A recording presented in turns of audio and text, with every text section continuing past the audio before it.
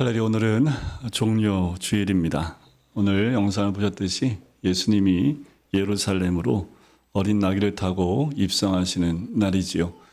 예수님이 이제 마지막 일주일에 그 시간 가운데 십자가로 향하여 가는 그 발걸음이 시작을 합니다. 사람들이 들어오시는 예수님을 맞이하면서 종려나무 가지를 다 흔들고 깔면서 호산나 찬송하리로다 외쳤던 것을 우리 함께 기념하는 날이기도 하지요. 당시 사람들은 예수님이 예루살렘에 들어가면 왕이 될 것이다 라고 기대를 했습니다. 로마의 압제로부터 이제 해방시켜 주실 것이라 생각을 했지요. 그러나 예수님은 그들의 소원을 이루기 위해 예루살렘에 들어가신 것이 아니지요. 여러분들, 우리에게 예수님은 어떤 분이십니까? 우리가 종료절을 맞이하면서 이스라엘 백성들이 이 종려 나무 가지를 펴면서 그들이 원했던 메시아가 있었는데, 여러분들, 우리가 생각하는 메시아는 어떤 메시아입니까? 여러분들, 어떤 메시아를 이 종료 주일날 우리는 맞이하길 원하십니까? 예수님은 왕의 자리를 얻기 위함도 아니고 로마의 지배로부터 독립을 이루기 위함도 아니었습니다. 예수님이 걸어가신 그 길은 십자가의 고난을 향한 발걸음이었지요. 여러분들, 저마다의 발걸음이 있습니다. 우리는 예수 그리스도를 믿는 믿음의 사람들로 우리가 걷는 발걸음은 혹시 어디로 걸어가고 계십니까? 우리의 인생을 살아가면서 많은 발걸음을 따라가고 또 발걸음을 향하여 갑니다. 어디를 향하여 가고 있는지 저마다 그 발걸음은 걸을 때마다 길이 나지요. 예수님이 이 땅에 오셔서 우리에게 그 길을 보여주셨고 우리가 그 길을 따라 나가기를 원하셨고 내가 곧 길이다 라고 말씀하시고 그 길을 따라 나가기를 원하셨지요. 예수님은 제자들에게 자신이 고난받게 될 것을 여러 번 말씀을 하십니다. 오늘 본문의 말씀의 앞부분에 그 얘기가 나와요. 8장 31절에 보면 인자가 많은 고난을 받고 장로들과 대제사장들과 서기관들에게 버림받아 죽임을 당하고 사흘 만에 살아나야 할 것을 비로소 그들에게 가르치셨다라고 나와요. 가르치셨습니다. 그래요, 예수님은 가르치셨습니다. 주님은 지금도 우리를 가르치고 계십니다. 제자들은 예수님의 말씀을 이해하지 못했어요. 그리고 받아들이지도 않았습니다. 그때 베드로가 뭐라고 얘기합니까? 예수를 붙들고 항변했다라고 나와요. 그냥 한 것도 아니고요. 예수님을 붙잡고요. 예수님을 흔든 거예요. 항변한 거지요. 베드로가 예수님을 아끼는 마음으로 그렇게 한 걸까요? 절대로 죽으시면 안 된다고 예수님은 어떻게 그런 말씀하시냐면서 예수님을 아끼는 마음으로 그런 말씀을 했을까라는 거지요. 베드로는 자기 생각, 자기 판단으로 그럴 수 없고 그래서는 안 된다는 뜻으로 항의하며 예수님을 말렸던 거예요. 새 번역이나 또 쉬운 성경을 보면 이런 부분들을 자세히 잘 우리에게 알려주고 있습니다. 그때 베드로는 자기 의, 자기 기준이 강했습니다. 그래서 예수님이 그렇게 말씀하시거나 그렇게 행동해서는 안 된다고 큰 소리를 친 거예요. 우리에게도 이런 소리가 있지는 않은지 모르겠습니다. 그러자 예수님이 베드로에게 하신 말씀이 있지요. 돌이키사 제자들을 보시며 베드로를 꾸짖어요. 그냥 베드로만 보시는 것이 아니라 제자들을 보시면서 특별한 의미가 있겠지요. 이건 베드로만의 문제가 아니라는 거지요. 사탄아, 내 뒤로 물러가라. 내가 하나님의 일을 생각하지 아니하고 도리어 사람의 일을 생각한다라는 거지요. 하나님의 일, 하나님의 뜻은 바로 예수님이 십자가를 지는 것이었습니다. 세상을 구원하시려는 하나님의 뜻을 완성하기 위해서 예수님은 십자가를 지셔야 했습니다. 그 후에 예수님은 하나님의 일이 무엇인지를 또 말씀해주고 있는데, 그래서 예수님은 베드로에게 사탄이라고까지 하시면서 물러가라고 하셨던 거예요. 하나님의 뜻을 이루기 위해서지요. 또 우리를 향한 하나님의 뜻이 무엇인지를 오늘 본문에서 말씀하고 계시지요. 무리와 제자들을 불러 이르시되 누구든지 나를 따라오려거든 자기를 부인하고 자기 십자가를 지고 나를 따를 것이니라. 예수님의 말씀대로 자기를 부인하고 자기 십자가를 지는 것, 그것이 우리를 향한 하나님의 뜻이고 또 하나님의 일을 완성하는 비결입니다. 저는 성경의 이 장면을 보면서 제자들을 보시고 베드로를 꾸짖었던 이 장면을 보면서 특별히 베드로만 제가 특출나게 베드로를 많이 여러분들 제가 험담을 했지만 솔직히 저나 여러분이 그 자리에 있다면 베드로는 특별한 사람이 아닙니다. 어쩌면 우리와 똑같은 보통 사람의 행동이었을 것이라는 생각이 들어요. 예수님을 따랐던 사람이 그런 행동을 하지 않았을까라는 거예요. 물론 베드로니까 좀 아쉽긴 하지요. 그렇게 오랫동안 예수님을 따라다녔고 예수님과 같이 있었는데 예수님 마음을 어떻게 그렇게 몰라줬을까라는 거예요. 그런데 사람이 같이 오래 있었더라도 같은 마음을 품기는 참 쉽지 않습니다. 뭘 보면 알 수 있어요? 남편하고 아내를 보면 알 수 있죠. 그렇게 오래 살았는데 왜 이렇게 마음을 몰라주나 항상 얘기를 하는데, 혹여나 결혼한 지 오래됐는데도 깨가 쏟아주시는 분 계세요? 그러면 특별한 분들이니까 좀 제외해 놓고, 결혼했는데 10년, 20년 됐는데도 도파민이 막 매일 솟아나고 계시다면 아주 특별한 예외가 되기 때문에 연구가 필요하신 분들일지 모르겠습니다. 어떤 분이 남편에 대해서 이렇게 말했대요. 내 남편은 내 인생의 로또입니다 라고 얘기를 했대요. 근데 로또가 무슨 뜻인지 아세요? 아내가 한 말한 뜻은 그래요. 로또처럼 안 맞아도 너무 안 맞는다고.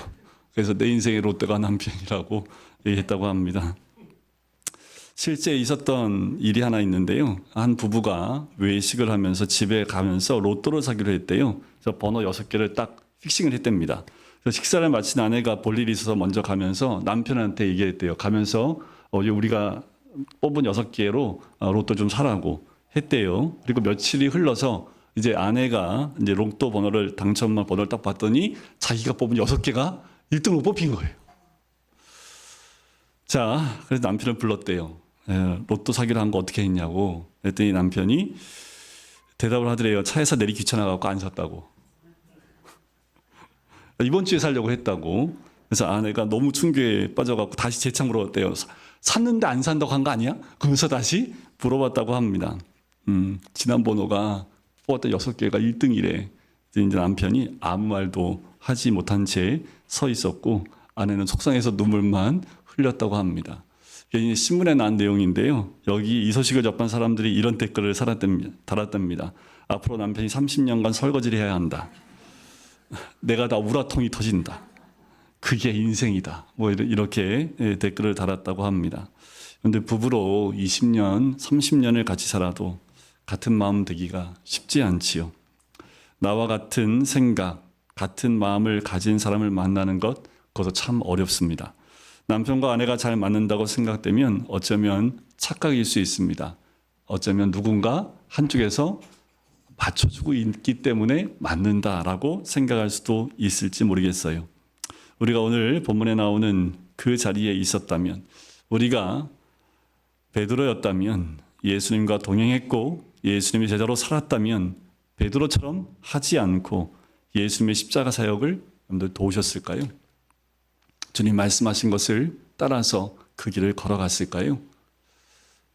오늘 종료 주일인데 예수님과 함께 그 예루살렘으로 걸어갈 때 제자들이 기뻐서 뛰노는 모습이 아닌 예수님처럼 그렇게 쫓아가면서 그 십자가 길을 여러분들 쫓아갔을까요?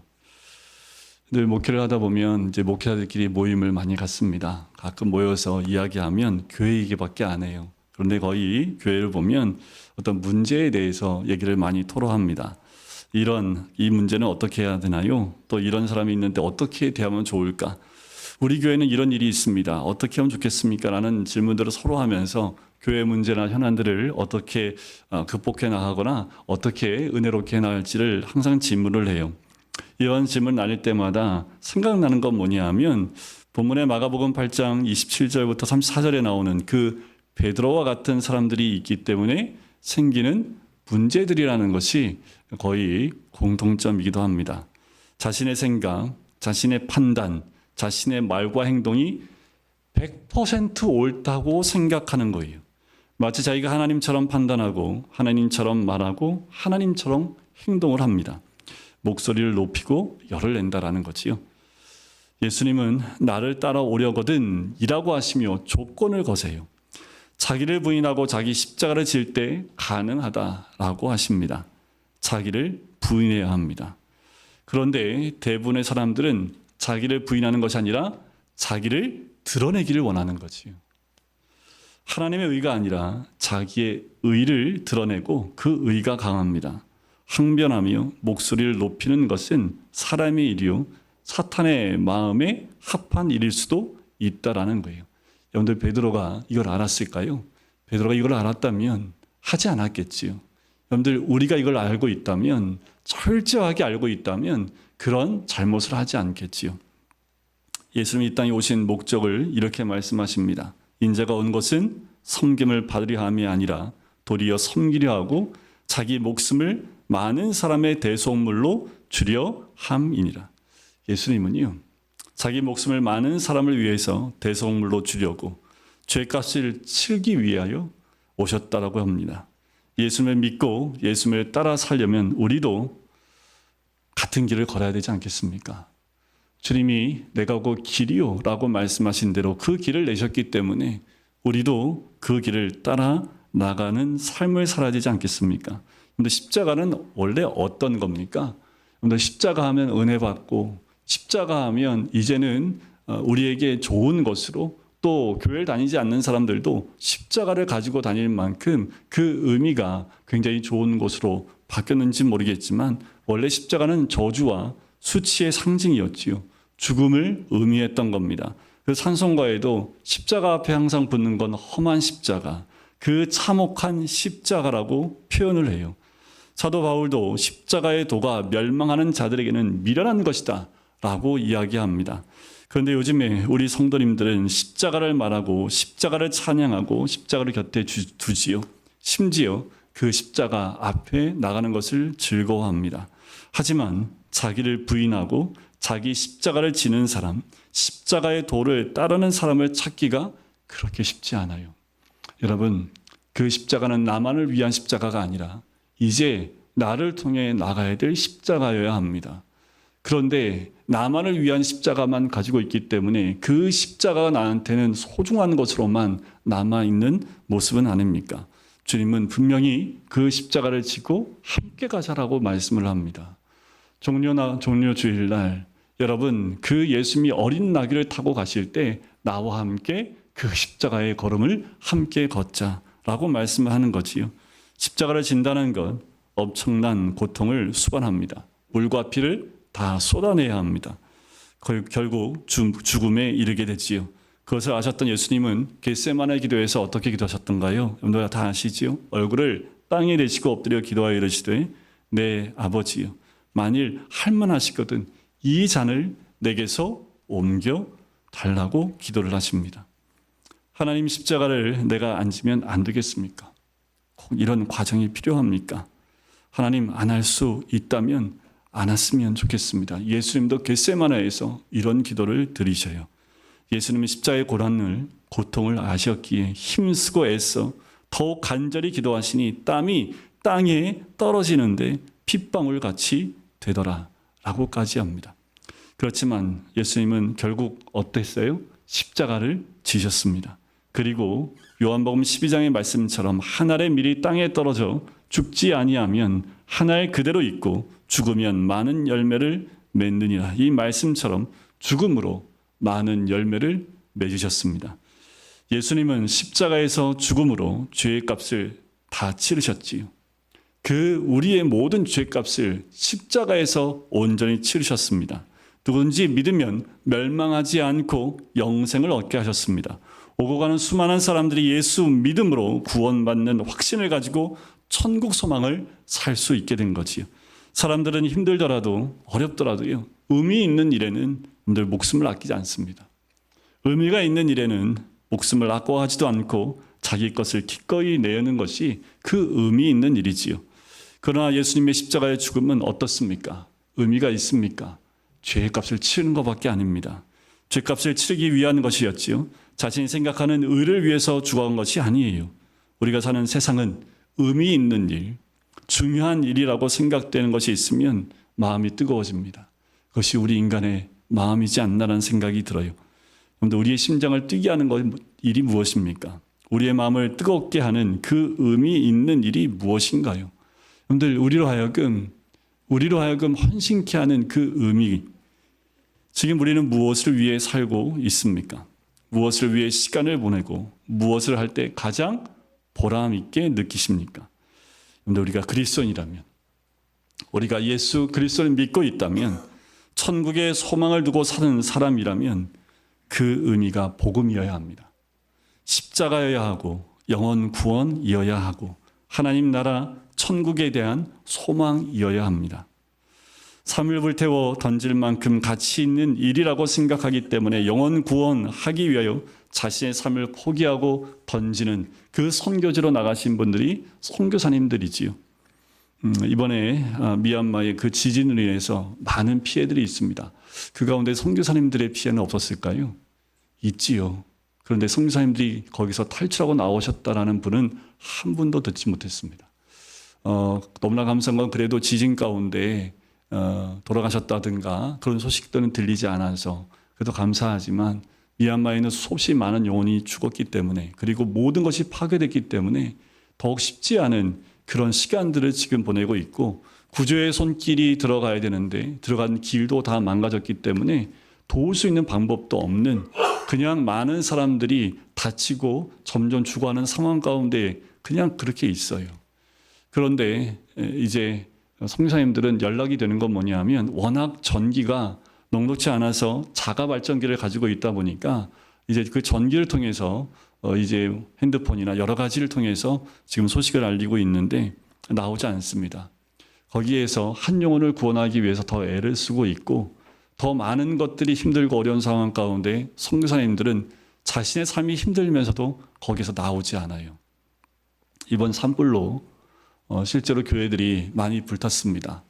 불탄 교회 목사님의 얼굴들이 또 찾아가서 또 그곳을 찾고 있는 많은 목사님들과 함께 지켜진 그분들의 얼굴들은, 목사님들 얼굴들은 말할 수 없지요. 건질 거 하나도 없이 모든 것이 다 전소했기 때문에 아무런 소망도 없이 완전히 교회가, 또 마을이 다 불타버렸기 때문에 어려운 가운데 있습니다.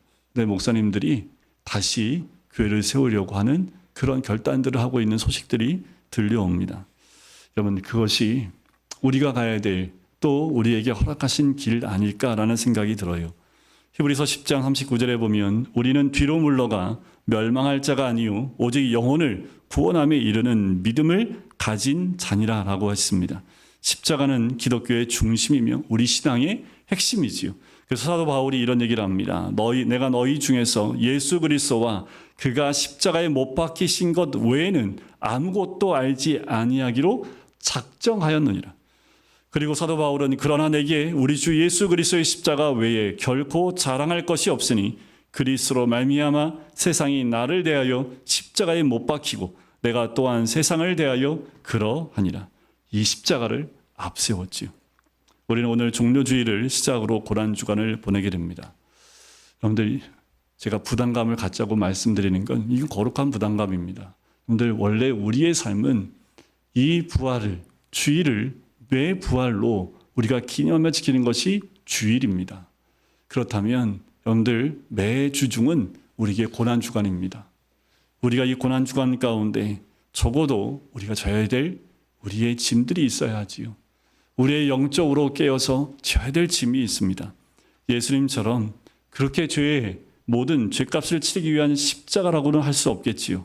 적어도 내가 예수 믿는 사람이기 때문에 인내하고 견뎌야 될, 그리고 무엇인가 어떤 일이든 견디는 그런 믿음의 모습들이 있어야겠습니다. 가정에서 우리가 그리스도인으로 또 예수 믿는 사람으로서 져야 할 십자가가 있지요. 아버지로서, 어머니로서, 혹은 자녀로서 예수 믿기 때문에, 예수 믿는 사람이기 때문에 져야 될 그 십자가가 있지요. 세례받고 집사, 권사, 장로 되었기 때문에 가정에서 참아야 될 일, 인내해야 될 일도 있지요. 가정이 화목하십니까? 그럼 누군가 인내하고 있는 거죠. 여러분들, 일터에서도 져야 할 십자가가 있습니다. 여러분들, 일하시는 일터 가운데 여러분들 지고 있는 십자가는 어떤 십자가입니까? 세상이 우리 예수 믿는 사람들로만 가득 차 있다면 그러면 정결하고 청결한 사회가 될까요? 그래요. 많은 그리스도인보다 그 십자가 앞에 그 나의 십자가를 지고 가는 사람들이 있을 때 그 회사나 사회는 바뀌고 변화되겠지요. 교회에서도 십자가가 있습니다. 목사님, 교회는 뭘 십자가 있어요? 교회가 다 똑같은데, 다 십자가 지고 있는데.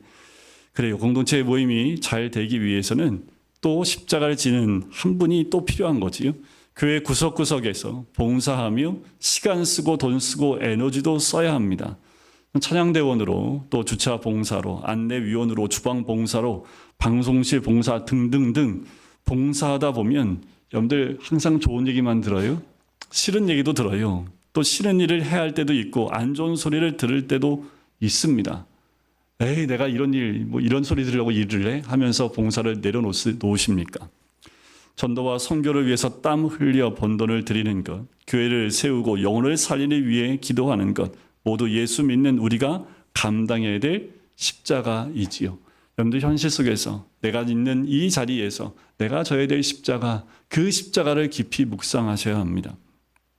예수 믿는 사람이기 때문에 내가 맡은 직분 때문에 때로는 듣지 않아도 될 소리를 들어야 할 때도 있는 거지요. 그래도 그 짐을 지고 가야 합니다. 여러분들 교회에서까지 내가 이 소리를 들어야 돼? 아니요. 교회니까 듣는 거지요. 여러분들 봉사하고 헌신할 때 들을 수밖에 없는 이야기. 그래요. 헌신하고 봉사하기 때문에 듣는 이야기입니다. 그리스도인은 예수 믿기 때문에 예수님 때문에 겪어야 될 십자가를 지고 살아야 합니다. 한 번이야 누군 못해요? 지속적으로 십자가를 지는 것이기 때문에 시간을 또 물질적 손해를 때로는 상대하기 싫은 사람도 상대해가며 또 인내하고 주님이 가신 길을 걸어가기도 하는 거지요. 십자가를 지는 것 힘든 일입니다. 쉽지 않습니다. 어려워요.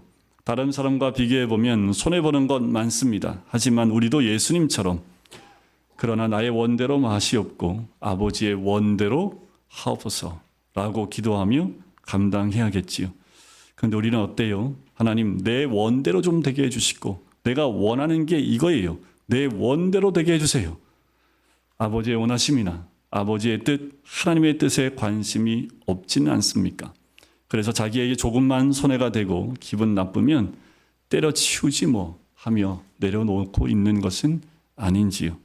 나의 원대로 마시옵고 아버지의 원대로 하옵소서. 고난주간 우리가 해야 될 또 하나의 기도인 줄 믿습니다. 내가 원하는 것이 아닌 주의 뜻대로 되는 것, 하나님의 원하시는 대로 되는 것, 그것이 바로 우리의 믿음의 고백이 되어야 합니다. 우리가 걸어가는 길은요, 우리가 가야 될 길은 내가 원하는 길 아닙니다. 내가 그려놓은 길 아닙니다. 그리고 내가 원하는 그 사람들 아닙니다. 하나님의 뜻, 하나님의 길, 하나님이 원하시는 것을 이루어 나가는 거지요. 그때 우리가 힘들어도 승리했다라고 얘기를 해요. 승리하는 삶. 이 고난주간 한 주간 가운데 여러분들 필사 열심히 하십시오. 필사만 하지 마시고 필사하시고 3번 읽으십시오. 그리고 로마서를 다시 한번 깊이 또한 한 주간 동안 묵상해 보십시오. 그때 주님이 많은 사람들을 변화시켰던 그 로마서의 말씀을 통해서 나에게 힘이 될 뿐만 아니라 승리케 하시고 또 내 삶을 송두리째 바꾸시는 하나님의 은혜가 또한 하나님의 원하심이 그 말씀 가운데 우리에게 주어지게 될 줄도 믿습니다. 이번 한 주간 동안 주님과 동행하시고 이 한 주간 동안 여러분들 결단하시고 또 새벽을 깨우시고 기도할 때 하나님의 크신 은혜가 우리 모든 성도님들 가운데 온전히 임하게 될 줄 믿습니다.